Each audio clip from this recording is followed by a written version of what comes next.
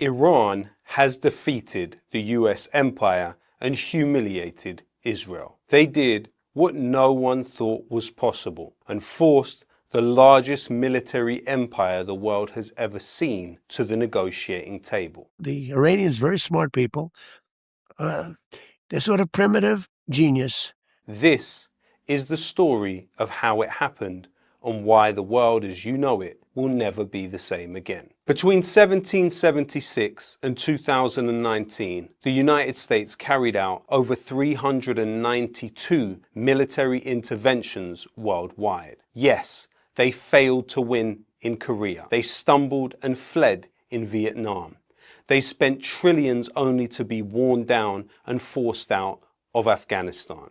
They left Iraq fractured but still standing in their wake. But those were peripheral, slow-burning counterinsurgencies on the edges of the empire. But what happened with Iran in 2026 is an entirely different category of collapse.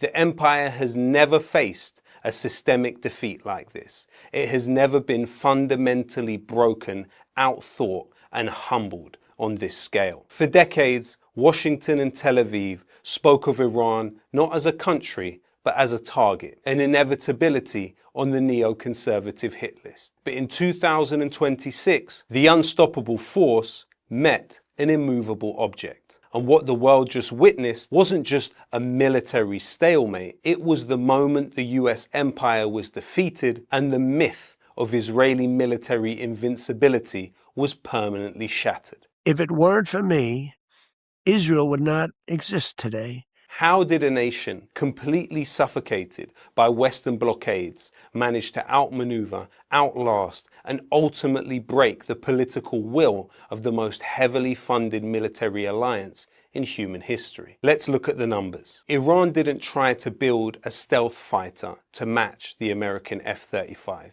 Instead, they saturated the skies with the Shahed drone series, built using commercial, off-the-shelf parts. Total cost to assemble, roughly $20,000 each. And this is where the financial trap snaps shut. To shoot down a $20,000 drone, US and Israeli forces were forced to fire Patriots, Arrow 3s, and THAAD systems. Each one of those interceptor missiles cost between $1 million and $4 million. You are spending millions to destroy thousands. And worse than the financial cost is the stockpile cost. First, the slow drones, sent hours in advance to force Israel and the US to empty their launch tubes.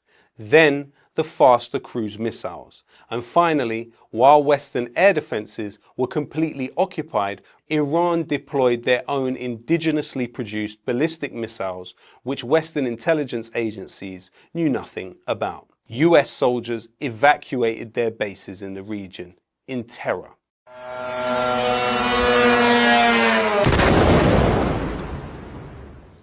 But Iran's asymmetric strategy understood that the modern Western soldier carries a tracking beacon right in their pocket. Iranian intelligence managed to track the personal iPhone data of US military personnel. Iran was able to target US soldiers right in their hotel rooms. To make these precision strikes completely unjammable, Iran shattered the ultimate Western monopoly, GPS. Tehran integrated a multi-system hybrid architecture using Russia's GLONASS and China's Beidou.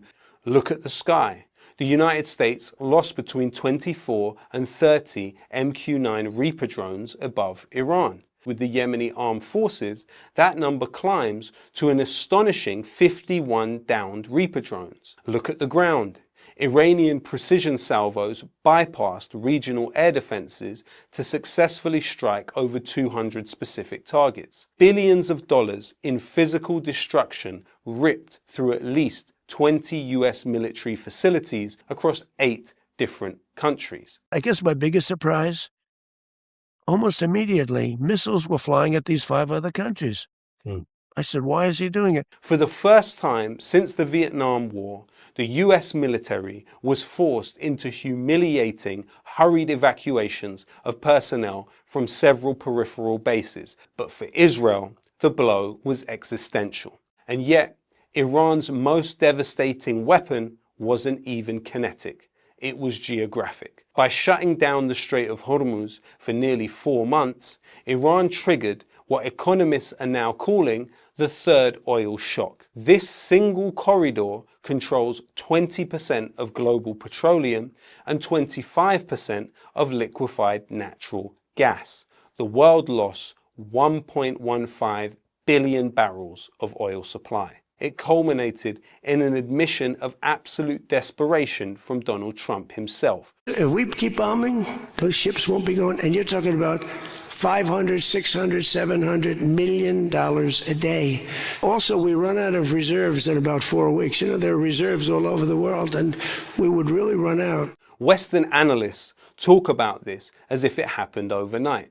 It didn't. This was a 40-year project engineered by men whose names are rarely spoken in the West. First, Hassan Tahrani Muqaddam, the father of Iran's missile program. During the brutal Iran-Iraq War in the 1980s, Iran watched as Western-backed Scud missiles rained down on its cities. Iran had 0 long-range weapons to strike back. Muqaddam vowed that this would never happen again. In 1984, he took a small group of 13 men to Syria to learn the basics of Soviet rocketry. He sourced blueprints from North Korea, pioneered the reverse engineering of Scud tech, and built a completely self-sufficient domestic missile infrastructure. He even traveled to Lebanon to personally lay the foundation for Hezbollah's rocket units. Then came his operational mastermind, Amir Ali Hajzada. Hajzada took Muqaddam's technology and scaled it to industrial levels. He is the man who built Iran's famous missile cities, vast concrete labyrinth networks buried hundreds of meters beneath rugged mountains. These aren't just storage closets, they are self-contained assembly lines and launch tubes completely shielded from Western satellite surveillance. Hajzada was assassinated by an Israeli strike in June 2025. Tel Aviv thought his death would paralyze the network. They fundamentally misunderstood what he had built. Hajzada and former IRGC chief Mohammed Ali Ja'fari had perfected what is known as the decentralized mosaic defense system. Instead of a centralized military command that could be decapitated by a strike on Tehran, they broke Iran's military into 31 independent provincial commands. When Allied strikes in early 2026 killed high-ranking figures, including Ali Khamenei, the West expected a collapse. Instead, under the mosaic doctrine, the loss of the central hub had 0 operational impact. Power automatically devolved to local commanders. The US realized that to stop the missiles, they would have to hunt down 31 separate underground provincial militaries embedded in rugged mountains. It would require a full-scale land invasion so unfeasible that it broke the Western political will. As Iranian Foreign Minister Abbas Araghchi coolly noted, the mosaic defense allowed Iran to decide when and how the war will end. President Trump has not ruled out boots on the ground in Iran. Are you afraid of a U.S. invasion in your country? No, we are waiting for them. You are waiting for the U.S. military to invade, the ground troops? Yes, because we are confident that we can confront them, and that would be a big disaster for them. And how did it end? In the humiliation of Israel. The Trump administration negotiated a secret peace deal in Switzerland, completely shutting out their closest ally. Why? Because Donald Trump and J.D. Vance looked at the global economy and realized the empire couldn't survive expansionist Zionism. Your relationship with Netanyahu's... It's good, but we have to keep him a little bit sane. For the first time in history, The fundamental structural interests of the United States and Israel came into direct, irreconcilable conflict. If I was in the cabinet of the Israeli government, I might not be attacking the only powerful ally that I have anywhere left in the entire world. 2/3 of the defensive weapons that have protected your homeland have been built by American hands and paid for by American tax dollars.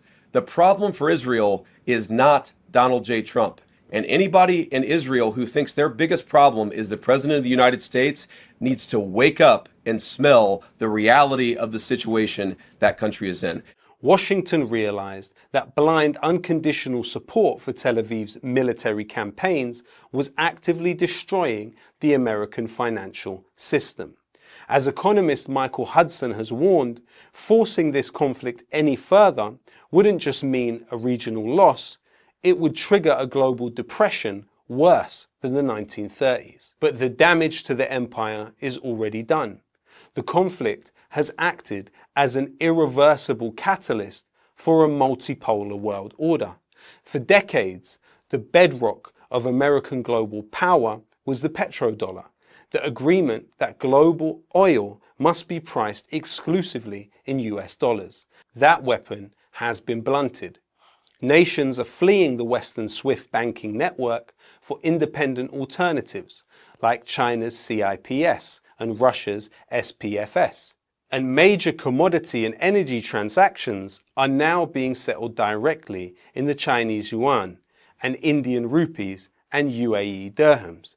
The unipolar world is dead. Long live humanity. The United States spent trillions of dollars, built hundreds of bases, and sacrificed millions of lives across Korea, Vietnam, Afghanistan, and Iraq to maintain a global hegemony that was ultimately brought to its knees by $20,000 drones, underground concrete tunnels, and the sheer, unyielding physics of asymmetric resistance. The lesson of 2026 is clear. The empire is not absolute, and the world will never be the same again.